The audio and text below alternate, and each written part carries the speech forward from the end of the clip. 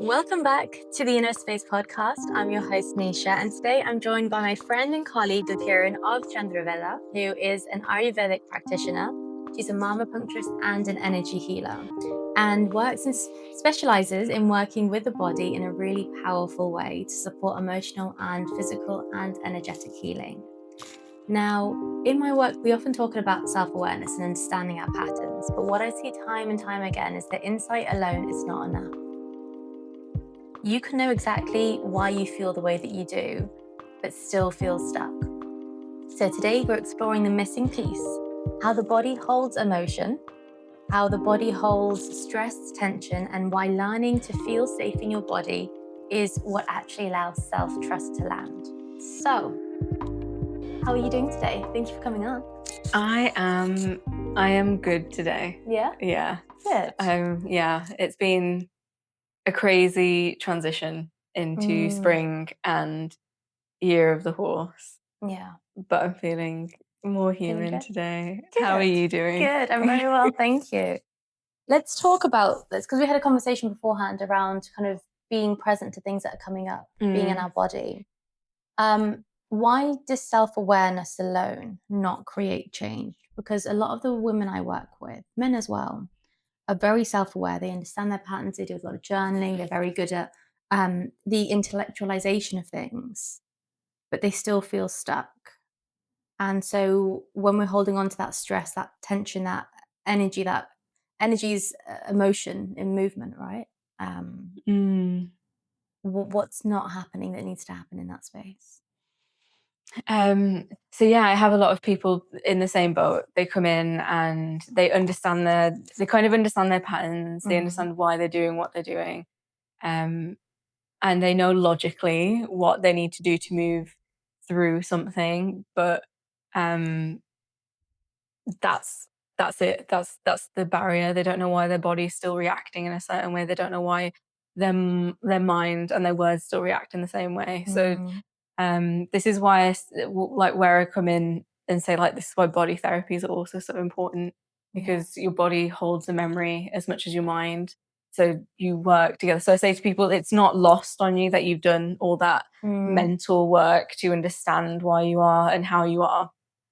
It's just that we now need to get your body to remember and catch up with what safety now feels like again, which is different to what you've been doing. And the body has a really funny way of setting safety as the thing it's just been doing over and over again, because well, it hasn't died yet, so therefore I'm just going to keep doing it this way because I know it works. Yeah, because I know that like I'm still breathing. Yes, it's kept me alive up until this point, so it must be the only thing I can do, right? Because until we don't have another option, it's just going to keep running. The nervous system is like when you're working with body therapies, your nervous system is the thing that you'll be working with the most. And where that's stored in your body energetically and what organs it's stored.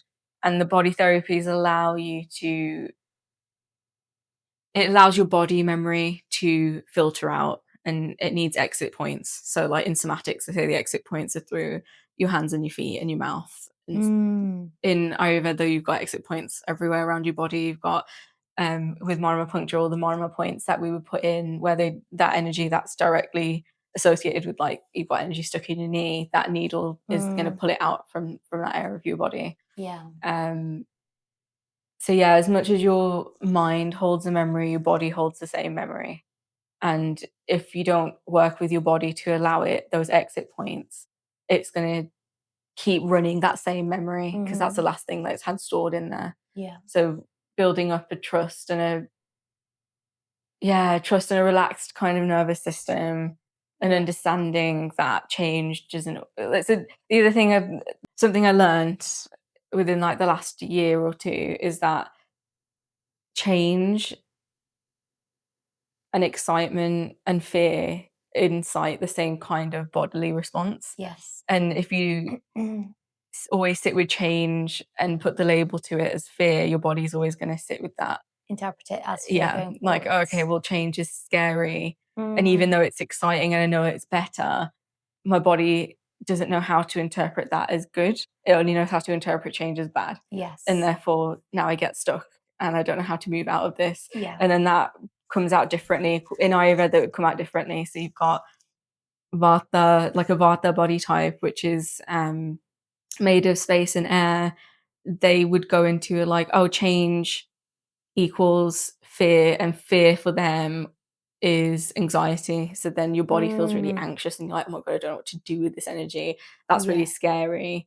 If you're Pitta, change and fear equals anger, frustration, being really self-critical. So then you get stuck in that block because Pitta is fire and water. So that's their response to things. And then Kapha is earth and water, and they get either really stubborn or really sad. And then they get stuck at that block as well, and they go like, oh, well, this is my fear response and I don't know how to move past my fear response, even though I know that it's better for me to move past this response. So how do we use Ayurveda or marma puncture or body therapies to now move through this blockage and move from my body trusting that fear is not always bad and fear is just that I need to change something. So, and then I guess in like modern terms, it's all nervous system based. Yeah. And so what you're talking about here is the doshas, right? Yeah. So the doshas are made up of the elements, and in Ayurveda, the main philosophy and the main medicine system that we work off of is that the world is made out of 5 elements. We're made out of 5 elements. Those 5 elements are space, air, water, earth, fire. And they then condense into 3 different body types. Again, that govern the way the world works. It governs the way that we work. And they are constantly in and out of balance. So dosha is Vata, Pitta, Kapha. We all have all 3 inside of us at any point. We're primarily usually one more than the other. And then we have a tertiary one, which is the least affecting one of our body. So like I'm Kapha, Pitta. So my Kapha is like, I get very like emotional. I get very sad. Like that's my fear responses. But also I've got my Pitta side of me that makes me really like fiery and angry and passionate. My body type is Kapha, so I put on weight really easily.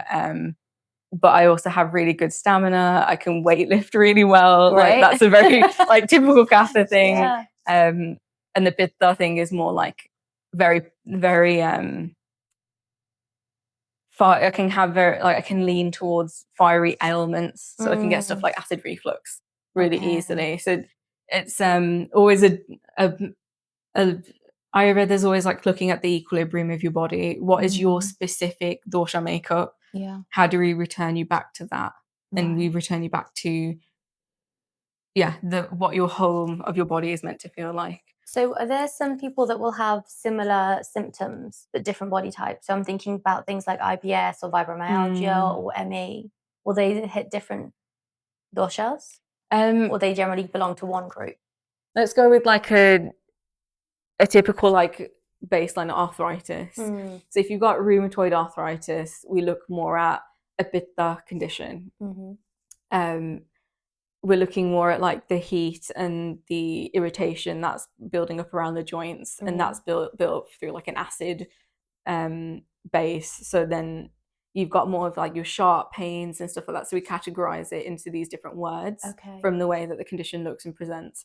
If you've got something like osteoarthritis, that's more of like a Vata based condition because it's more to do with the way that the bones are becoming brittle. So that's going to be working through like your air and your space. So it's the pains would look different. The way that it's going to be imaged when you get like an X-ray or an MRI scan or something is going to look different. Osteoarthritis is more common when people get older. So you've got Vata that plays into when you're older, you're in a Vata stage of life, regardless of what dosha you actually are. So you have a presiding dosha for like your lifespan.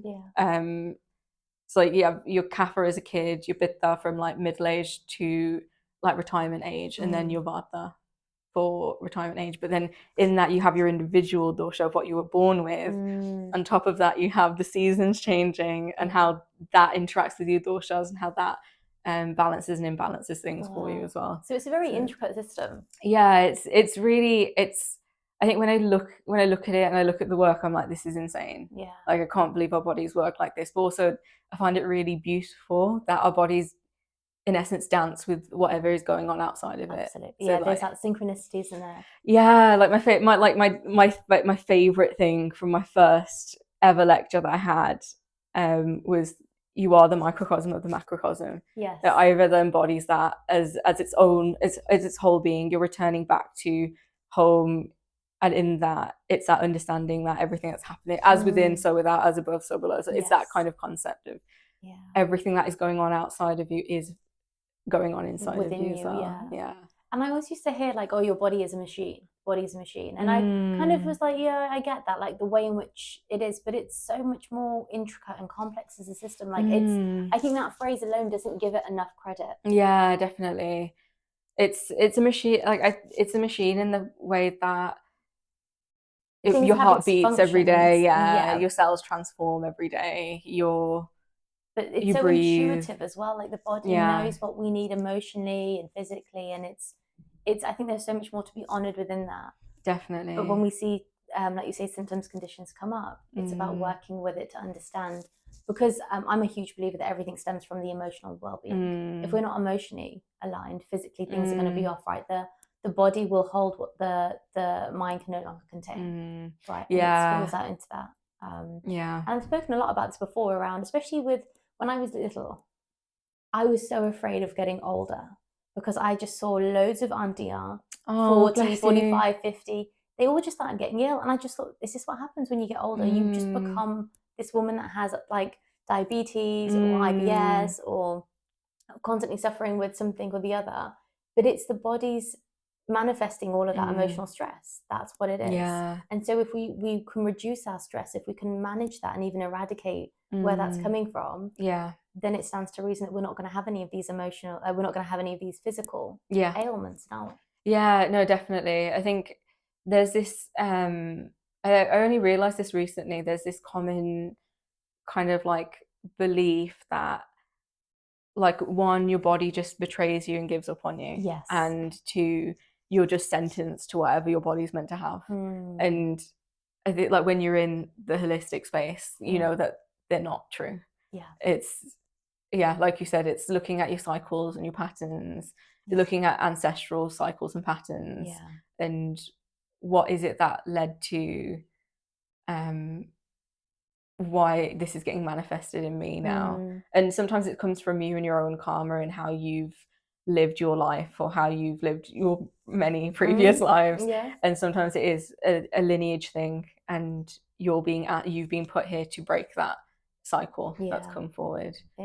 So it's like if you have like a lineage of diabetes, arthritis, what is it that's triggering that pattern for your body to now also think, actually, I need to do that. And how can I need to form arthritis in my body because my mom did, and then my grandma did, and my great grandma did. And we've all suffered with it, so I have to suffer too. But it can be changed, right? Because we see, I'm going to really kind of categorize it down to just two categories and two polarities of women who are really fit and healthy at 70 or 80. Like you see these women with incredible bodies and they're looking after themselves and they have such a fantastic mindset about it.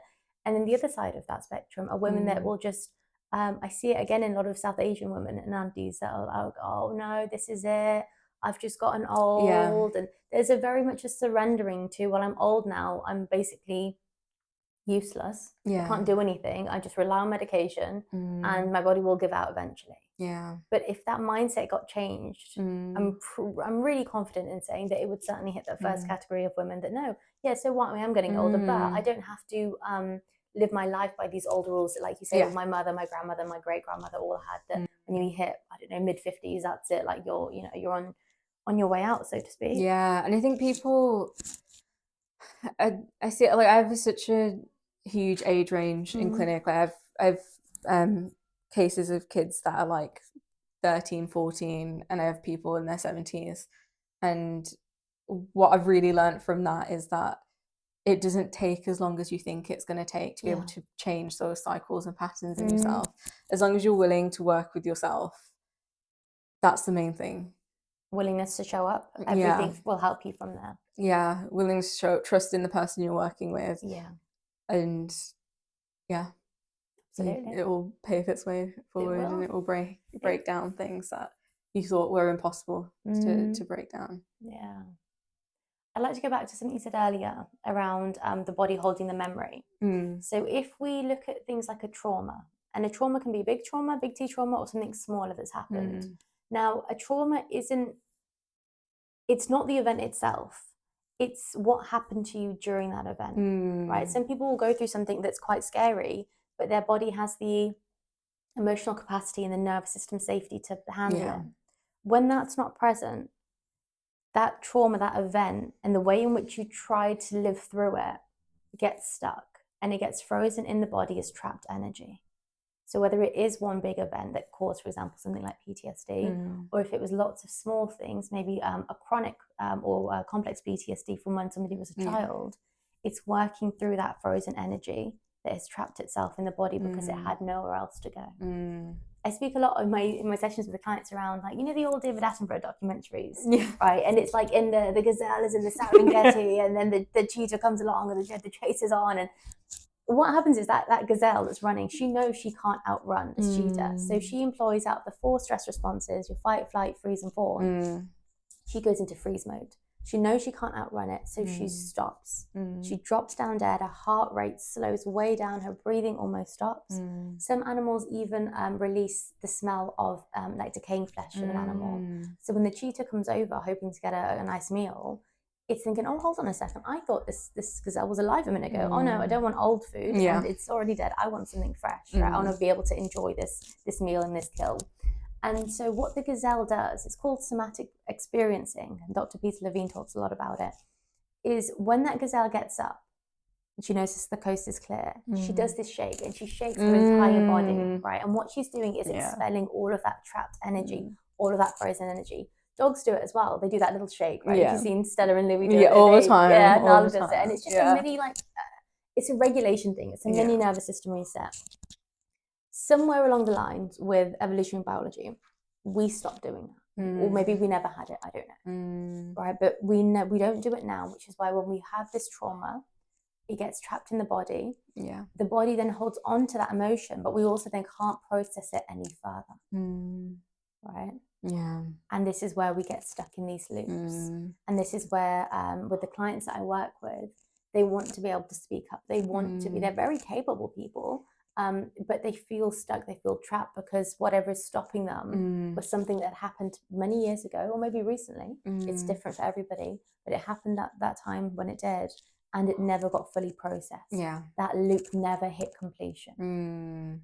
And this is what the work that we do is to help people get through that completion stage so that they can move on.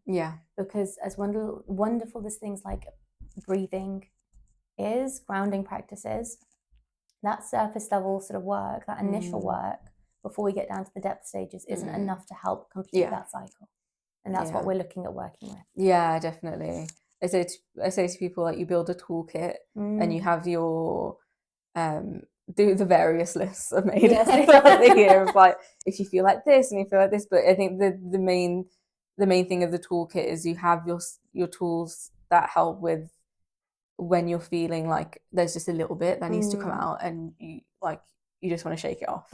And then you have your big tools for when there's big work that's coming up and it's coming up. So how do you delve into that, and how do you work with someone? Do you need to reach out to someone to reach that kind of depth? And one of the key things that I do with my clients and what works, it's necessary in the work, is building that internal capacity. And it's not capacity to do more and perform more, but it's capacity to be with ourselves, so that we can trust ourselves more, so that when you say these big things come up, they come up because the mind is ready, because deep down there's a part of us that knows, okay, she's built this capacity, she's ready for it, I can let this go now. And that's when a big trauma will come up for processing. It doesn't happen randomly. Again, the body is so complex, it's so intricate and so clever that it knows she's ready for this now. I can let this go. I think I talk to a lot of people about, they're like, oh, I just want a break. And then all of a sudden when they have this break, they'll have a flashback that comes up. And like I experienced this so much before I knew any of this work. And I would get really upset and annoyed because they'd be like, I just wanted a minute to myself. But your body's realized, oh, like, she's stopped and she's now like got nothing going on. Therefore, this thing that I really want to figure out and sort out in the body, I'm going to chuck it up into her logical space. So now she has to experience this, and then it throws you back into this experience. It throws your body back into an experience. And what I say to people is, when flashbacks are coming up, your body is sorting through it and saying, like, I want to do this. I want to look at this. You seem like you have the space and capacity to do this now. But when we don't have the tools to be able to experience that and work through it again, it feels really upsetting and distressing. And we call these like triggers, right? When we feel activated, and they will keep coming up until they are resolved. And some people are very good at repressing them, pushing them down, that they don't want to. But there is always that opportunity that something has come up now. Let me just start this journey, even just one small little thing that I can start working on, and it starts to build trust in the body. We learn then not to override ourselves. Right. Rather than reaching for something to help numb it, whether it is things like overeating or a glass of wine, or for some people it can be, hard substances. It's being present with, this is coming up now. How can I be with this? What is it asking of me? What does it need in order to feel what does it need to feel more supported and safe? Held. Definitely.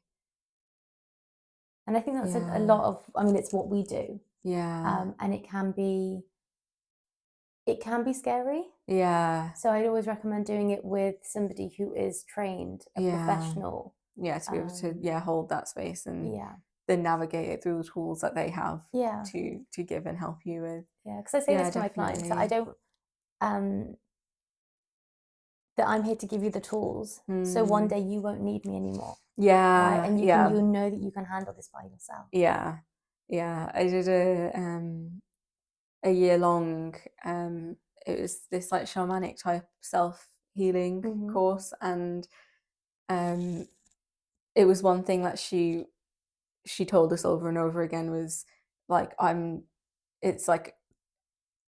here to give you the tool so you can do this yourself. Like, you'll be able to step out of this and not need to feel like you need to be held. And that doesn't mean forever, but it means you get this new resilience and capacity to know yourself, trust yourself, sit with yourself. And then in that, you learn the discernment of like, okay, so when can I hold this for myself, and when do I need someone else to help me and hold this for me as well? Absolutely. And when we start to build that self-trust, we build our inner authority as well. And it's not the self-trust in that I can sit with my emotions and be present. It's also, everything changes from there, right? Our ability to make decisions or have different choices or want more for ourselves. Because we start to build that, it gains momentum. That I'm not just going to settle for bottom of the shelf now. I want this. I want more for myself, because we've built that and we've shown ourselves, our nerve systems, physically and emotionally, that it's safe to want more as well. And I can have more and still be okay. Right? That I'm not too much because I want more, or I don't need to shrink myself because I deserve to have more. So our entire internal landscape changes, and it's just, it's fantastic. It's amazing. I think I remember really early on in clinic, I used to, right at the end, I don't do it as much anymore. I think because people end up like telling their intentions through.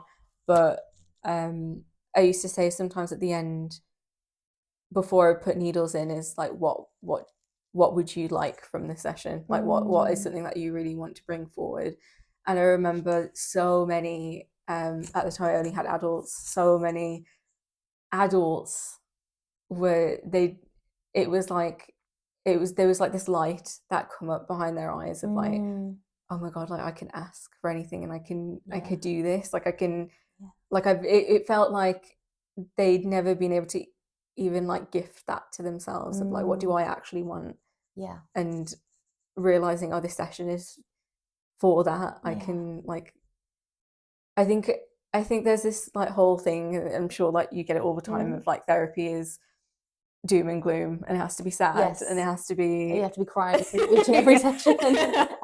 But like a lot of the medicine is bringing that wonder back, bringing that joy back, bringing possibility back for people where they feel like that's been lost, or they just haven't been asked. They never knew. Yeah. Right. And it's hugely it's a revelation for a lot of people. Yeah. But we have to, it's not just enough to have that thought, then we have to embody that. Yeah. Right. We have to start living from that place of I want this. Yeah. And I'm not going to stop until I get it. Mm. And not in an egocentric way, but I want more now. I can ask for more. It's safe to ask for more. Yeah. The universe will test us. It will Oh come my up God. a few times.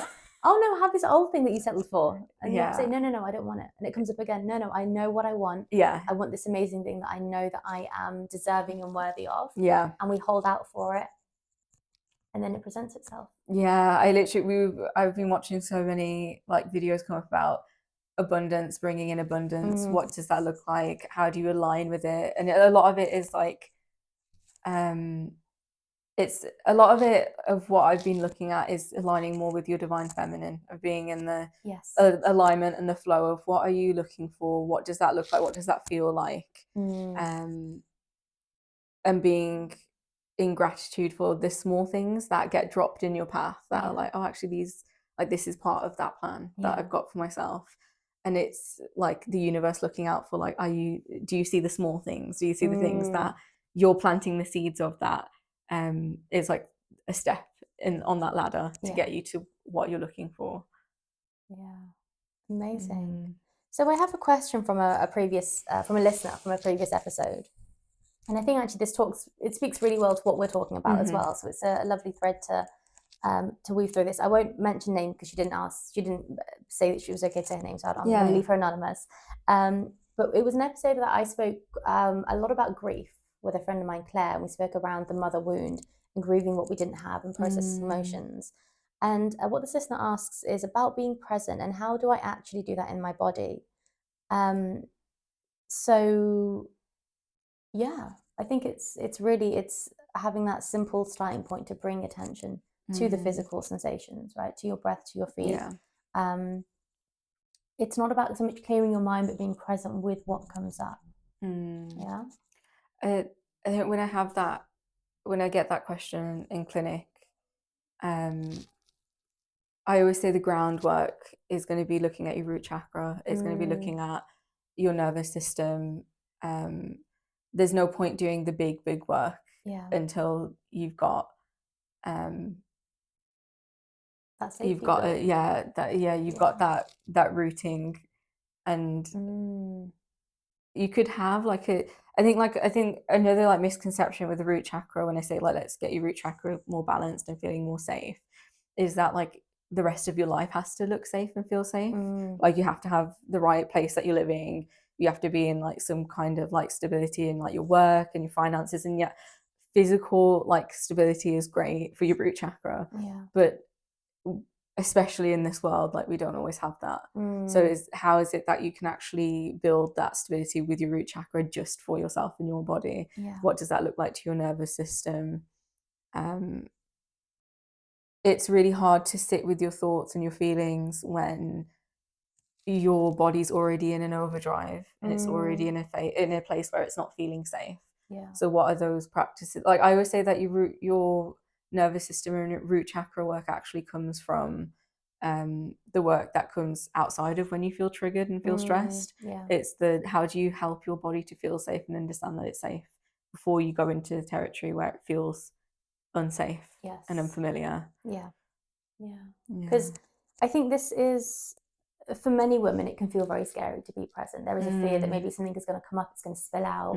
I see this sometimes with clients that they'll say, well, I'm angry now. That means I'm always going to be angry. So no, we just sit with the anger for as long as it takes. It might take a few days, a few weeks, a few months, but it will come to an end because it is like a cup. Once we've emptied everything that's out, all that water out, all that liquid out, the cup will be empty. You'll be almost like a reset that you're ready to start again. I think I wrote about this the other day. Which is like feel to understand. Like if you don't allow your body what's coming up, where is it going to go? It's got no exit point. It's going to go back in, and the bittersweet truth of your body is that it's going to come back up again at some point.